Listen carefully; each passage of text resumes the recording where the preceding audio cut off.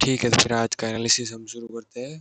तो बिना किसी देरी के, तो ये है अभी निफ्टी 50 का चार्ट। ठीक है, देख लेते हैं क्या हुआ है।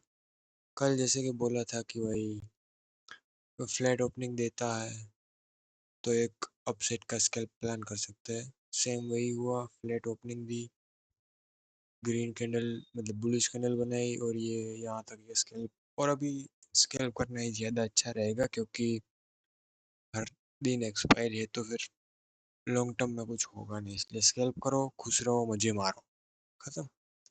आज देखेंगे तो फिर मार्केट ठीक है, साइडवेज ही था।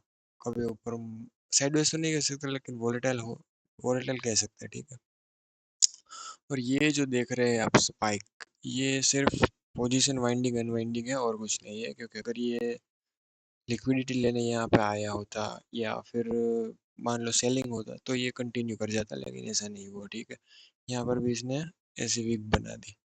तो ये बस पोजीशन वाइंडिंग अनवाइंडिंग है क्योंकि हर रोज एक्सपायरी है, इसलिए। ठीक है, तो अब कल का प्लान देख लेते हैं निफ्टी के लिए क्या हो सकता है। तो अगर निफ्टी, मुझे जहाँ तक दिख रहा है तो अभी तक तो ये मान लो बुलिश ट्रेंड में ही था, चलो ठीक है।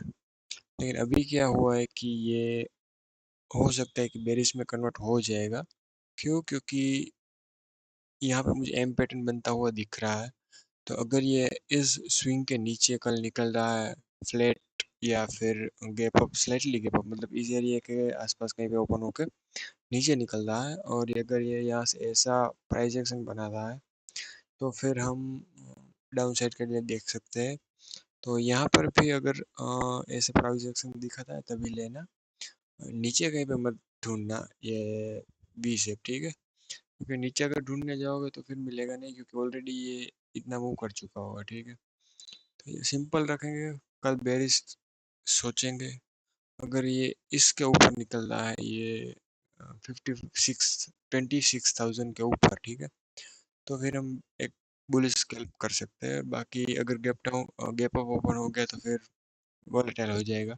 ये लोग कॉल शॉर्ट करना स्टार्ट कर देंगे, और यहाँ पे ऑलरेडी पुट जितने जिसने भी शॉर्ट किए होंगे वो सब बहुत अच्छे प्रॉफिट में होंगे, तो वो सब हिलेंगे नहीं। ठीक है, तो ये था निफ्टी के फ्लैट या फिर स्लाइटली गैप अप यहाँ तक।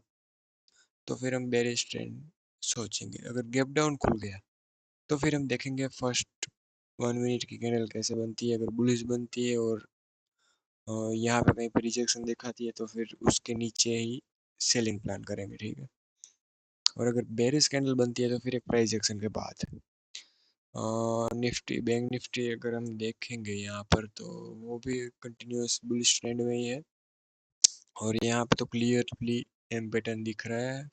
अगर ये इस किसी जोन पे खुल गया, यहाँ पे कहीं पे इस 54,150 से लेके ये स्विंग के बीच में कहीं पे, तो फिर बेरिश प्राइस एक्शन पे हम क्या बोलते हैं उसको, नेगेटिव कैंडल पे सेलिंग की साइड देखेंगे। और अगर ये इस 54,200 के ऊपर जाता है तो फिर कम क्वांटिटी में बुलिश स्कैल्प करेंगे। ठीक है, अगर नीचे जाता है तो फुल क्वांटिटी में जा सकते हैं, ऊपर जाता है तो फिर क्वांटिटी हाफ कर देंगे या फिर अपने रिस्क मैनेजमेंट के हिसाब से, लेकिन फुल पोटेंशियल के साथ हम नहीं जाएंगे। ठीक है, सेम चीज़ यहाँ पर भी होगी। इस ये लो को तो ये टेस्ट कर ही चुका है इस स्विंग को, तो अगर ये सिर्फ प्राइस एक्शन बनने की देरी है। अगर गैप डाउन खुल जाता है तो फिर मार्केट इसी रेंज में चला जाएगा, क्योंकि यहाँ पे पुट सेलर्स एक्टिव हो जाएंगे, यहाँ पे कॉल सेलर्स एक्टिव हो जाएंगे, तो फिर खास मोमेंटम होगा नहीं। और कल बैंक निफ्टी की मंथली एक्सपायरी भी है, तो एक्सपेक्ट हम एक मोमेंटम कर रहे हैं। ठीक है, तो ऐसा होना चाहिए। बस यही तक रखते हैं आज के लिए। अगर आप बता दें तो फिर निफ्टी का भी हम कर लेंगे, सेंसेक्स का भी कर लेंगे। ठीक है, जय हिंद। ठीक है भाई दोस्तों।